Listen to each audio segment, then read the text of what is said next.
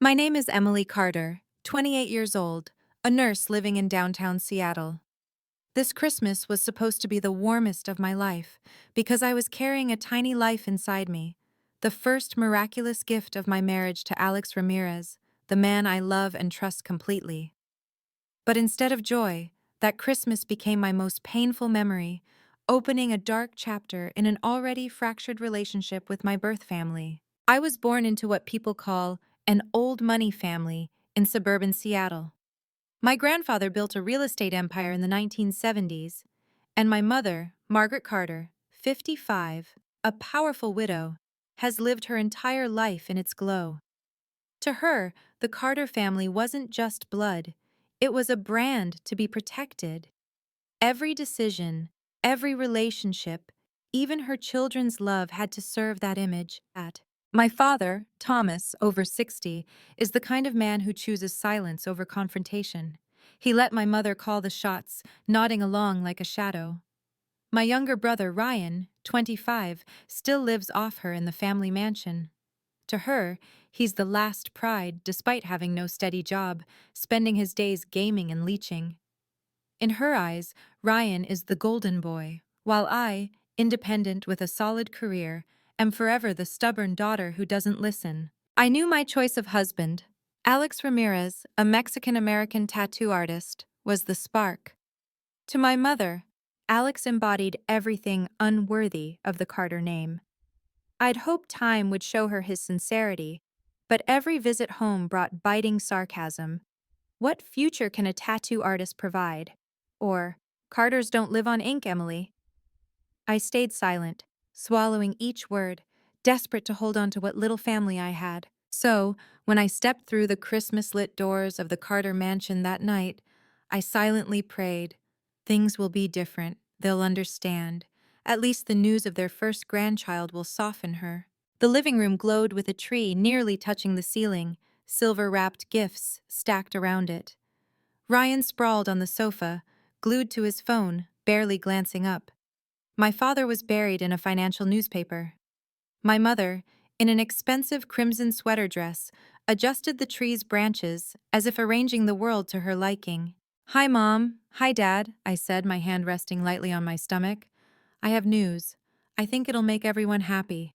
Their eyes turned to me. I took a deep breath, smiling. "I'm pregnant. 3 months along. Mom, Dad, Ryan, you're going to meet your grandchild soon." For a moment I expected smiles, my father's trembling handshake, a tear of joy in my mother's eyes. But no, only thick silence. Ryan broke it with a scoff. My father coughed, hiding behind his paper. My mother stepped toward me, her icy gaze sweeping over my stomach, where my tiny life grew, and said, each word deliberate, "You and that bastard child don't belong to this family. As of today, you're out of the will. You're dead to me." The room collapsed around me. My ears rang, my heart tore. I looked for a shred of empathy. My father avoided my gaze. Ryan smirked. In that moment, I realized I was utterly alone in the home where I grew up. I didn't scream or cry. Nursing had taught me to stay calm in the worst pain. I quietly opened my purse, pulling out the Christmas gift I'd spent weeks preparing. Silver paper, red ribbon, perfect like the gifts my mother loved to display. I placed it on the table, saying softly, "This is my Christmas gift for you, Mom. I think it says everything I can't put into words." Then I turned, gripping my purse, and walked to the door. My heels echoed on the cold wooden floor, mingling with my racing heartbeat. No one stopped me. No one. As the door closed behind me, Seattle's winter wind stung my face, and I realized I was trembling. But I held my head high. I was no longer the little girl begging for approval. I was a mother, with a duty to protect the life growing inside me. From deep within the mansion, my mother's piercing scream shattered the night, sharp and broken like glass, loud enough to prompt neighbors to call the police. I closed my eyes, exhaling. I knew she'd opened the gift and seen the ultrasound photo with my handwritten note. "This is the grandchild you'll never know. Merry Christmas, from the family you rejected." I walked faster, my shadow stretching under the Christmas lights lining the street. I didn't know what the future held, But I knew one thing: that moment closed a door forever. Maybe you've longed for your family's approval only to face silence or rejection. That pain cuts deeper than any wound, but sometimes being pushed away helps you see your true worth. If you've ever felt abandoned by family or loved ones, share your story. Your experience might be the strength someone lost needs. I still remember the first morning of the new year, when Seattle's sunlight streamed through the window of my and Alex's small apartment. In January's chill, we sat together at our old wooden table with just 2 mugs of hot cocoa and some toast. Simple, but strangely peaceful. That tear-filled Christmas night was behind me, and I faced a choice: keep chasing the Carter family's approval or walk my own path with my husband and our growing baby. I chose to let go. I blocked calls from my mother, Ryan, even my father. It felt harsh, but it was the only way to protect my peace. For the first time, I set boundaries. Alex looked at me, his hand gripping mine. "You don't need to prove anything to them anymore, Emily. Just live for yourself, for our little family." His words made me cry, but they were tears of relief. I'd waited my whole childhood to hear someone say I was worthy of love without conditions. I found that in Alex and his family. In the weeks that followed, I was enveloped by the Ramirez family's warmth. Maria, my mother-in-law, called daily to check on my eating, offering her homemade chicken soup. She wasn't rich like Margaret, but she gave me what I'd always craved: genuine care. My father-in-law, Carlos, quiet but kind, made me laugh. He spent weeks in the garage building a wooden crib, saying he wanted his grandchild to have a bed as sturdy as this family's love. Rosa, Alex's sister, dragged me to baby stores, picking out tiny clothes and pastel socks. "You don't need to worry," she said, squeezing my hand. "This kid's got a whole team behind her, starting with me." In those moments, I saw the stark contrast. My in-laws, with no blood ties to me, offered unconditional love, while my own family, my home, was built on conditions and false standards. Across town, in the Carter mansion, things were unraveling. I wasn't there, but word reached me through old acquaintances. After that Christmas night, my father, Thomas, clashed fiercely with my mother. He thought she'd gone too far, calling my unborn child a bastard and disowning me. He didn't say it to defend me. Thomas never had that courage. But it was the final straw after years of enduring her control. My mother refused criticism, insisting that cutting me off wasn't cruel, but protected the family's reputation. Her marriage with my father became a cold war. Meanwhile, Ryan remained her golden boy, leeching off her, jobless, aimless. When he heard our parents fighting over me, he just shrugged, holed up in his room gaming. "Let them fight. Mom will still give me everything."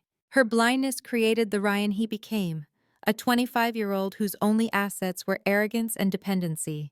In my small downtown apartment, waking each morning to my baby's heartbeat, I felt invisible chains falling away. Strangely, only in complete rejection did I taste true freedom. I started journaling nightly, capturing every emotion, from the tiny joy of my baby's first kick to fears about the future. In those pages, I realized I no longer craved my mother's approval. I'd begun a new chapter, defining my own happiness. But my freedom was my father's tragedy. An old friend told me he'd consulted a lawyer. His 30-year marriage to Margaret was ending. They fought over assets, the mansion, joint investments. Hearing this, my feelings tangled. Part of me pitied my father, a man who lived under her thumb, finally finding the courage to break free. Part of me grieved for my mother. Despite her cruelty, she'd be left in a cold house, watching everything she controlled slip away. One evening, as I folded baby clothes with Alex, my phone buzzed. A text from an unknown number. "Did you know? Your parents are divorcing, papers are filed. Margaret will lose more than she thinks." I gripped the phone, heart racing. I didn't reply, but questions flooded my mind. Was this the start of the Carter family's collapse? Would loneliness force my mother to reflect? I looked at Alex, his eyes full of concern. I shook my head, placing my hand on my stomach. I knew more storms were coming. I'd chosen to cut ties for peace. But the Carter family's downfall was just beginning. Divorce, asset fights, my mother's isolation, it was all unfolding into chaos no one foresaw. If you find this story compelling and want me to continue, comment why. If it's not gripping enough, don't hesitate to comment N. Seattle's winter nights are so cold, the wind howling through the pines outside feels like it's piercing your heart. In my small apartment, I often imagine my mother sitting alone in the vast Carter mansion, once alive with lavish parties, now so empty her footsteps echoed. Somehow, I knew Margaret was starting to feel the chill of the loneliness she'd created. After the divorce, my father moved out. Ryan grew more useless, and my mother was left with nothing but the high walls she'd built to protect the family name. Those walls had become her prison. I heard from acquaintances that her monthly charity galas dwindled. She cited health issues, but everyone knew the real reason. Without my father by her side, the perfect family image was gone. In her world, a successful man's presence was key to social status. Now she had only her pride, masking a fracturing soul. One January afternoon, while tidying the living room for old friends, my mother found that Christmas box. The silver wrapping was torn, but the ultrasound photo remained. I was told she broke down when she saw it, not the poised tears of a woman seeking attention, but raw, trembling sobs, as if facing the truth for the first time. She'd erased her own daughter and first grandchild to preserve hollow honor. I could picture her whispering, "Margaret, what did you lose for pride over family?" From then on, she tried reaching me. First came calls. I silently declined them. Then long emails, half apologetic, half preachy. I replied curtly, "I'm fine. Please don't interfere." Undeterred, she sent mutual friends with messages that she missed me, missed the grandchild she'd never met. But those words only deepened the distance. I couldn't forget that Christmas, her cold eyes calling my baby a bastard. Meanwhile, Ryan clung to her, living like a prince in a kingless castle. He slept till noon, buried in video games, burning her money on useless luxuries. At first, she defended him, telling friends, "He's just finding his way. He's smarter than people think." But as bills piled up, as Ryan flopped in half-baked startups, as she realized her precious son only took without giving, her patience cracked. I heard that at one dinner she snapped at him, "Do you know what I've sacrificed for you? And you just sit there wasting away while your sister, the one I disowned, built her own life." Ryan was stunned but deflected. "At least I stayed," Emily left. His words cut her deeper. She realized even the son who stayed wasn't truly there. From afar, I felt both pain and pity. Pain for the price of her cold choices.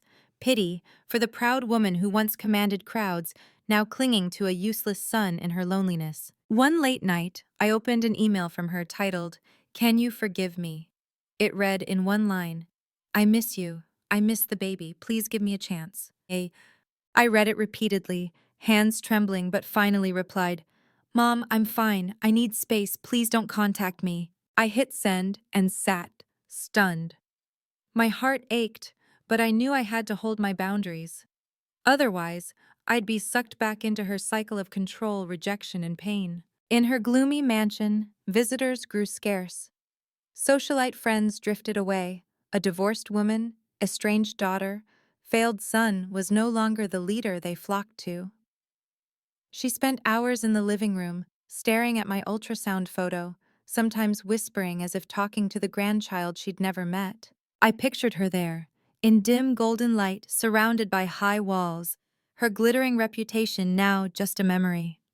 For the first time, she faced an emptiness she couldn't hide. One morning, a thick envelope arrived in my mailbox, her familiar, meticulous handwriting on it. I sat, heart pounding, knowing it held a letter, perhaps a confession or plea. I placed it on the table, staring. Part of me wanted to tear it open, read every word. Another part feared softening, risking the old cycle. I left it unopened, undecided. If you want to hear more stories like mine and relate to these struggles, check out my previous videos on this channel. The wail of an ambulance siren, the hospital intercom's disjointed announcements, it all blended into a tense symphony in my mind that day. I lay on a delivery bed in Seattle's maternity ward, hands sweaty, gripping Alex's tightly. Each contraction crashed like a wave, drowning me in pain, but mixed with an indescribable thrill. I knew in minutes my world would change. "You're doing great, Emily. I'm here. I'm not going anywhere," Alex whispered, his voice shaky but resolute. When the final contraction surged, I screamed, my body straining, and then a small, powerful sound. My daughter's first cry. I sobbed instantly, tears streaming as the nurse placed her on my chest. Tiny, pink, bursting with life. Alex stood beside me, eyes red. I'd never seen him cry until that moment. "Welcome to the world, Lila Rose," I whispered, voice choked. The days that followed felt like a dream. As I fumbled with breastfeeding and diapers, Alex was there, patiently holding her, rocking her, even learning to mix formula one-handed. The Ramirez family rejoiced, as if welcoming their most precious member. Maria, my mother-in-law, brought steaming pots of chicken soup to the hospital, brushing my hair gently. "You did so well, Emily. Lila's lucky to have a mother as strong as you." Carlos, my father-in-law, gave Alex a wooden crib he'd built over weeks in the garage. Smiling, his calloused hands still smelling of fresh wood, he said, "This is sturdier than anything store-bought. Our granddaughter will sleep safe in our love." Rosa, Alex's sister, went wild, hauling in colorful baby clothes, showing off tiny dresses. "You can't say no. She'll wear this her first day home." In their embrace, I felt what my own family never fully gave, unconditional warmth. But the more love I received, the more their silence stung. No calls, no texts, no congratulations from the Carters. Lila's birth, their first grandchild, didn't exist in their world. Lying in the hospital bed watching Lila sleep, I wondered, will she grow up never knowing her grandmother? Does she deserve that rejection? Anger and empathy tore at me, but then another thought came. I didn't want Lila raised in resentment. I didn't want her tender heart weighed down by adult burdens. So I did what few might expect. I wrote my mother a card. At the hospital desk, under dim light, I scribbled on white paper. "Mom, this is Lila Rose, your grandchild you chose to reject. I'm not sending this to blame you. I just want you to know my heart's door is still ajar, if you learn to love without conditions. Emily." I tucked a small photo of Lila into the envelope, sealed it, and handed it to the courier. I didn't expect miracles. I just wanted to plant a seed of forgiveness, however small. The day she got it, I wasn't there. An old neighbor said she stood frozen at her door, hands trembling as she opened it. Seeing Lila's photo, she sobbed, clutching a chair to keep from falling. No longer proud tears, but raw, real grief for what she'd lost. Hearing this, I felt a complex ache. Part of me pitied her. She was still my mother. Part of me hoped maybe she was finally understanding. That night, holding Lila, I whispered, "Sweetheart, I chose love over hate, fragile as it is, because I believe only love will let you grow in peace." Lila stirred, eyes closed, lips pursed in a faint smile. Looking at her, my heart softened. I knew I'd made the right choice. Some knocks make your heart race.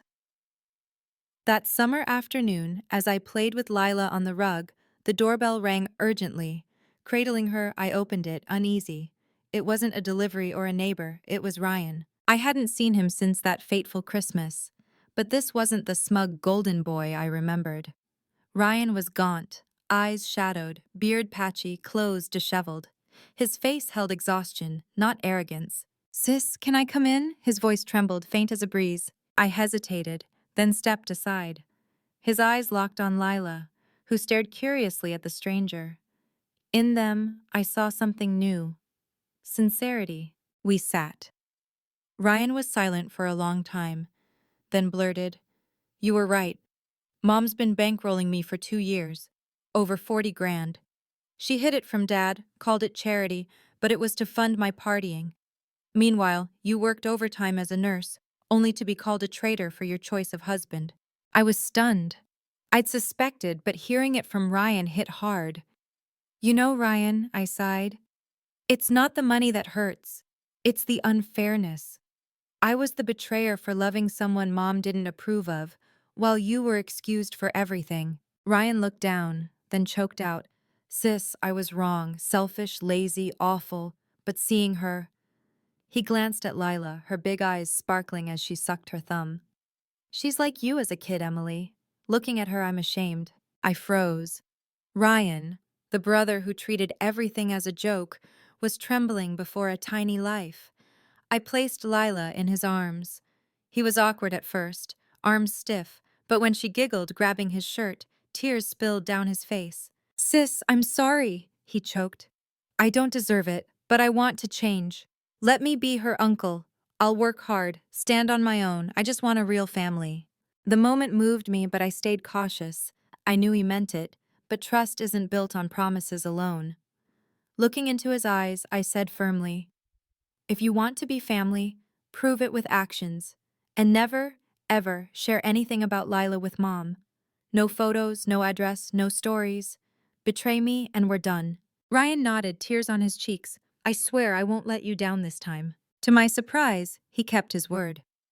He took a manual job at a warehouse, grueling work he wasn't used to, but a start. He moved out of the Carter mansion, renting a small apartment. Each visit, he played with Lila with a patience I'd never seen.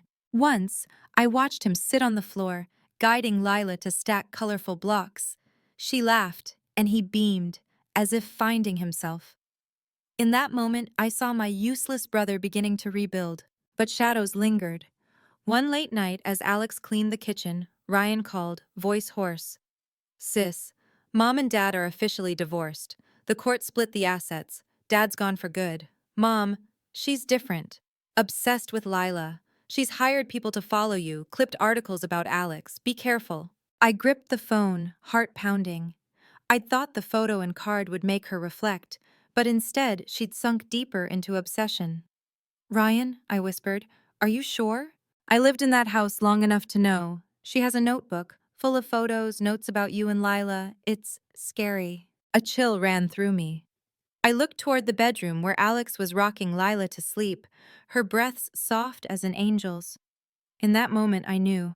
The storm wasn't over. It was just beginning.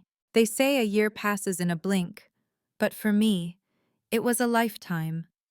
A lifetime of loss, confrontation, letting go, and finding myself in the arms of those who truly love me. That late summer day, as sunlight poured through our window, I watched Lila Rose take her first steps.